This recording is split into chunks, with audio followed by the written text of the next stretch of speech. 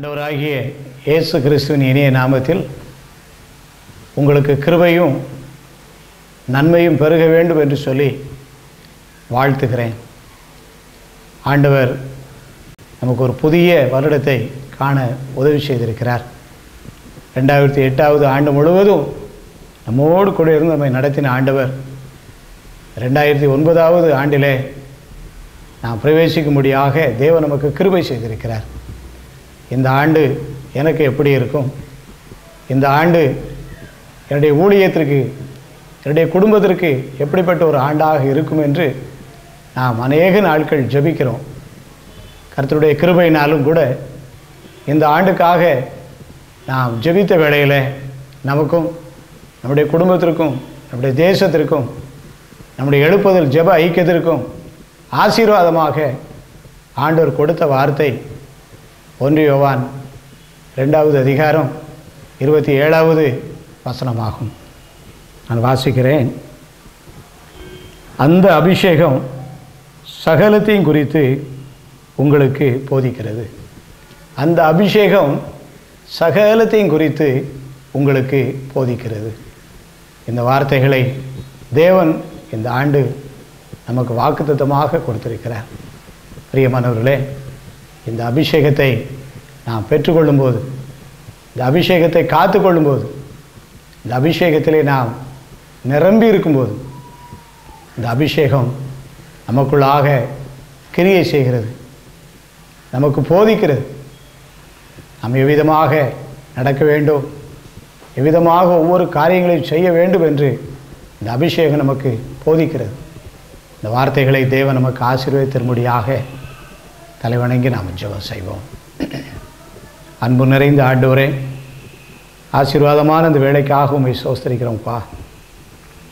2009வது ஆண்டு நீர் எங்களுக்கு தரும் வார்த்தை என்ன என்று சொல்லி நாங்கள் நீண்ட நாட்களாக ஜெபித்தோம். எங்களுக்கு நீ தந்த உடைய சத்திய வசனத்திற்காக, வாக்குத்தத்தத்திற்காக நன்றி செலுத்துகிறோம். இந்த வார்த்தைகளின்படி இந்த ஆண்டு முழுவதும் பரிசுத்த ஆவியானவர் எங்களை வழி நடத்துவீராக. உடைய அற்புதங்களை காண எங்களுக்கு உதவி செய்வீராக. நாங்கள் ஜெபம் செய்து கொண்டிருக்கும் போதே அபிஷேகம் கிடைக்க கிருபை செய்வீராக. இந்த வார்த்தைகளின் மூலமாக தொடர்ந்து ஆவியானவர் எங்களோடு கூட பேச வேண்டும் என்று இயேசுவின் மூலம் ஜெபிக்கிறேன் நல்ல பிதாவே. ஆமென், ஆமென். பிரியமானவர்களே, வேதத்திலே நாம் கர்த்தருடைய அபிஷேகம் பெற்றவர்களை அநேகரை நாம் பார்க்க முடிகிறது. அதில் ஒரே ஒரு தேவ மனுஷன் ஆகிய யோசேப்பை குறித்து நாம் வேதத்தில் விதமாக வாசிக்கிறோம். ஆதியாகமத்தின் புஸ்தகம் 41வது அதிகாரம் 38வது வசனம்.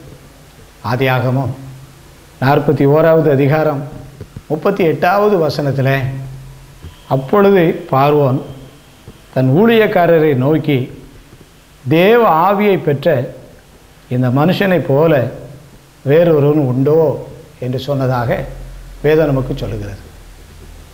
எகிப்து அதிபதியாக இருக்கக்கூடிய பார்வோன் ராஜா தன்னுடைய தேசத்தில் திரளான ஜனங்கள் உண்டு, அதிகாரிகள் உண்டு, தனக்கு உதவியாக இருக்கக்கூடிய மந்திரிமார்கள் உண்டு.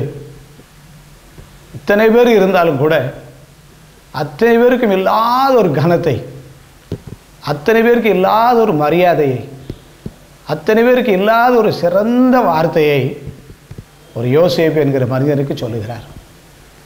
இந்த வார்த்தையை பார்வோன் யோசேப்புக்கு சொல்லுவதற்கு காரணம் என்னவென்றால், அந்த வசனத்தில் சொல்லப்பட்டிருக்கிறது, தேவ ஆவியை பெற்ற இந்த மனுஷன் என்று சொல்லப்பட்டிருக்கிறது. தேவனுடைய ஆவியானவர் ஒரு மனுஷனுக்குள் வரும்போது அவன் விசேஷித்தவனாக மாறிவிடுகிறான். அல்லேலூயா. அந்த விசேஷித்த ஆவி அந்த நாட்களிலே யோசேப்புக்குள்ளாக காணப்பட்டதாக வேதம் நமக்கு சொல்லுகிறது.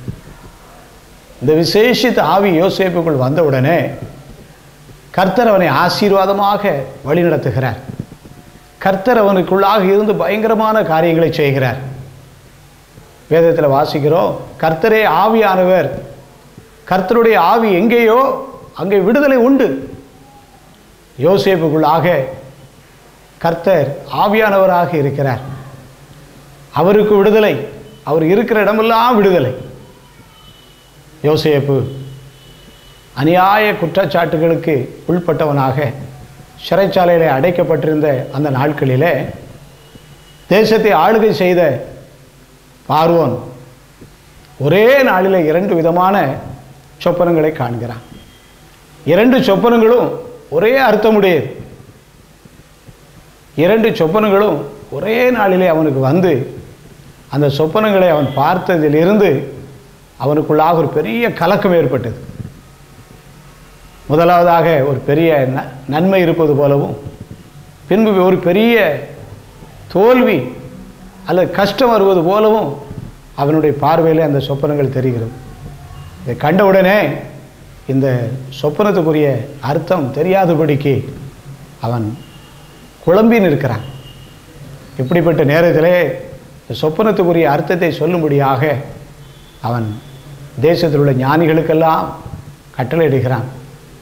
ஒருவராலும் இந்த சொப்பனத்துக்குரிய அர்த்தத்தை சொல்ல முடியவில்லை.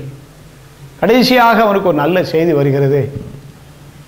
நாம் அடைத்த யோசேப்பு, நம்முடைய சிறைச்சாலையில் இருக்கக்கூடிய அந்த யோசேப்பு இப்படிப்பட்ட சொப்பனங்களுக்கு விளக்கம் சொல்லக்கூடிய கிருபை உள்ளவன் என்கிற ஒரு செய்தி பார்வோனுக்குள்ளாக கடந்து வருகிறது.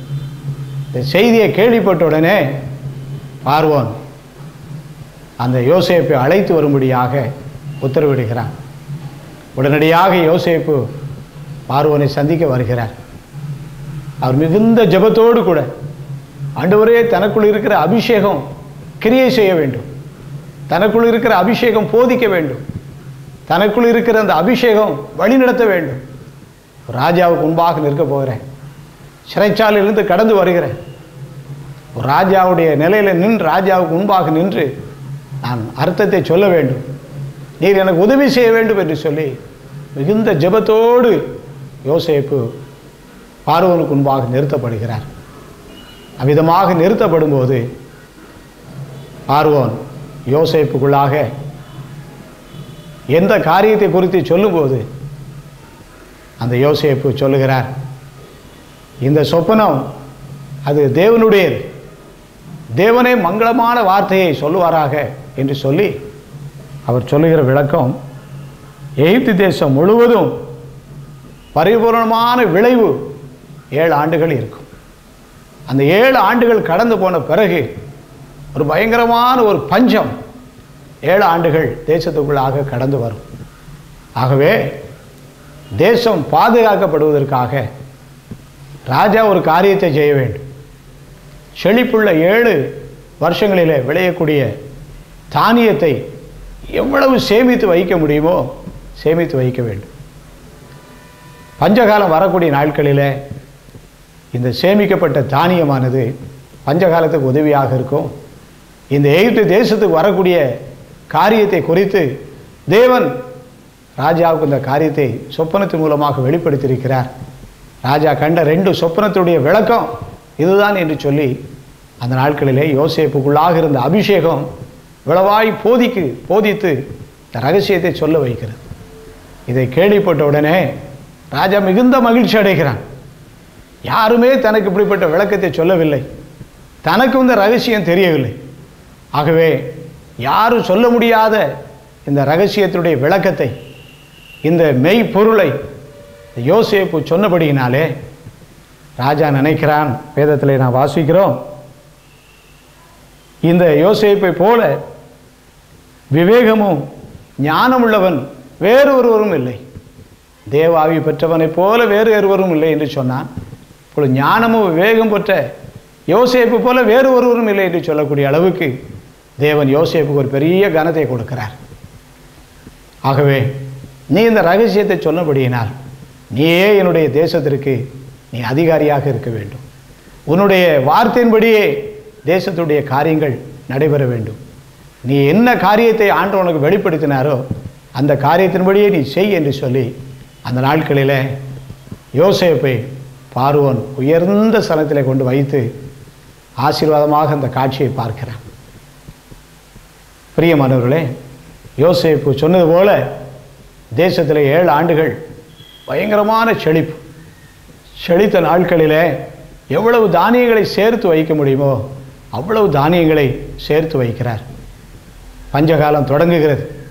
எகிப்திலே பஞ்சம், சுற்றியுள்ள தேசமெல்லாம் பஞ்சத்தில் வாடி நிற்கிற நாட்களில் எகிப்து தேசத்திலே சேமிக்கப்பட்டுள்ள தானியமானது பஞ்சகாலத்திற்கு உதவியாக மாற ஆரம்பிக்கிறது. எகிப்து தேசத்து ஜனங்கள் இந்த பஞ்சகாலத்திலே அவர்கள் ஆகாரம் புசித்து ஆசீர்வாதமாக இருக்கிறார். பக்கத்தில் உள்ள தேசத்தில் உள்ள ஜனங்கள் எல்லாரும் கூட ஆகாரம் வேண்டி, யோசேப்புடைய சகோதரர்கள் கூட ஆகாரத்திற்கு வரக்கூடிய அளவுக்கு தேவன் அந்த நாட்களிலே பின் நாட்களை ஆசீர்வாதமாக தேசத்துக்கு மாற்றி கொடுத்தார். தேசம் பஞ்ச காலத்தில் மெலிந்து விடாதபடிக்கு பாதுகாப்பாக மாறினது. அல்லேலூயா! இவ்வளவு பெரிய அற்புதமான ஒரு ரகசியத்தை யோசேப்பு சொன்னதற்கு காரணம் என்னவென்றால், அவருக்குள்ளாக இருந்த தேவனுடைய அபிஷேகமாகும். அந்த அபிஷேகம் அந்த நாட்களிலே யோசேப்புக்குள் இருந்தபடியினால் தேசத்திற்கே ஒரு யோசேப்பு ஒரு ஆசீர்வாதமாக மாறினார். இன்றைக்கும் பிரியமானவர்களே, தேசத்திலே கர்த்தர் அபிஷேகம் பெற்றவர்களை இந்த ஆண்டு கர்த்தர் எழுப்ப போகிறார். ஏராளமான அபிஷேகம் பெற்றவர்களை தேவன் எழுப்ப போகிறார். அபிஷேகம் பெற்றவர்களை இன்னும் அபிஷேகத்தால் நிரப்பி வழிநடத்த போகிறார். அபிஷேகம் பெறாதவர்கள் எல்லாம் அபிஷேகத்துக்குள்ளாக ஆண்டவர் கொண்டு வந்து அபிஷேகத்தை பெற்றுக்கொள் என்று சொல்லி கர்த்தர் அந்த அபிஷேகத்தால் நிரப்பி வழி நடத்த போகிறார். ஏனென்றால் நம்முடைய தேசம் இந்த ஆண்டு ஆசீர்வதிக்கப்பட வேண்டும். நம்முடைய திருச்சபைகள் இந்த ஆண்டு உயிர் மீட்சி அடைய வேண்டும். நம்முடைய குடும்பங்கள் இந்த ஆண்டிலே செழிக்க வேண்டும். நாம் ஒவ்வொருவரும் இந்த ஆண்டிலே ஒரு மிகுந்த ஆசீர்வாதம் பெற்றவர்களாக மாற வேண்டும். ஒருவேளை கடந்த காலங்கள் எல்லாம் நாம் பலவிதமான வேதனைக்குள்ளாக இருந்திருக்கலாம், விடுதலை இல்லாமல் இருந்திருக்கலாம், சோர்ந்து போயிருக்கலாம், பலவிதமான காரியத்திலே நாம் பலவீனமாக இருந்திருக்கலாம். இந்த நாட்களிலே பரிசுத்த ஆவியானவர் நமக்குள்ளாக இந்த பெரிய விடுதலையை கொடுப்பதற்காகவும், நான் மாத்திரமல்ல அநேகருக்கு நாம் ஆசீர்வாதமாக இருப்பதற்காகவும் தேவன் இந்த அபிஷேகத்தை இந்த கடைசி நாட்களிலே நமக்கு அதிகமாக தரப்போகிறார். நம்முடைய எழுப்புதல் ஜெப ஐக்கியம் இந்த அபிஷேகத்தால் நிரம்பி இந்த ஆண்டு முழுவதும் நடத்தப்பட போகிறது. நாம் ஒவ்வொருவரும் அபிஷேகத்தால் நிரம்பி அற்புதங்களை நாம் செய்ய போகிறோம், அற்புதங்களை காணப்போகிறோம். அதை வல்லமையான செயல்களை தேவன் நமக்கு காண்பிக்க போகிறார். ஆகவே நாம் இந்த நாட்களிலே இந்த வருஷத்தில் நாம் செய்ய வேண்டிய காரியம் என்ன? யோசேப்பு அந்த நாளிலே கர்த்தருடைய அபிஷேகத்தை பெற்றுக்கொண்டு கடுமையான பிரச்சனையினால் தேசம் வாடி இருந்த நேரத்தில் ஒரு சரியான வழியை அது காண்பித்தது போல இந்த அபிஷேகத்தை நாம் ஒவ்வொருவரும் அளவில்லாமல் பெற்றுக்கொண்டு இந்த அபிஷேகம் எவ்விதமாக நமக்கு போதிக்கிறதோ அந்த அபிஷேகம் நம்மை போதித்தபடியே நாம் நடந்து கொள்வதற்கு நம்மை முழுமையாக அர்ப்பணிப்போமானால் தேவனுடைய வல்லமையான அபிஷேகம் நம்மை ஆசீர்வதிக்கும், நம்மை பலப்படுத்தும், நமக்குள்ளாய் கிரியை செய்யும். இந்த அபிஷேகத்திற்காக நம்ம எல்லாரும் கர்த்தரை நோக்கி நாம் ஜெபிக்கும் போது கர்த்தர் இந்த வல்லமையான அபிஷேகத்தை நமக்கு தந்து நம்மை ஆசீர்வதிப்பார். இச்செய்தியை சொல்லுங்க.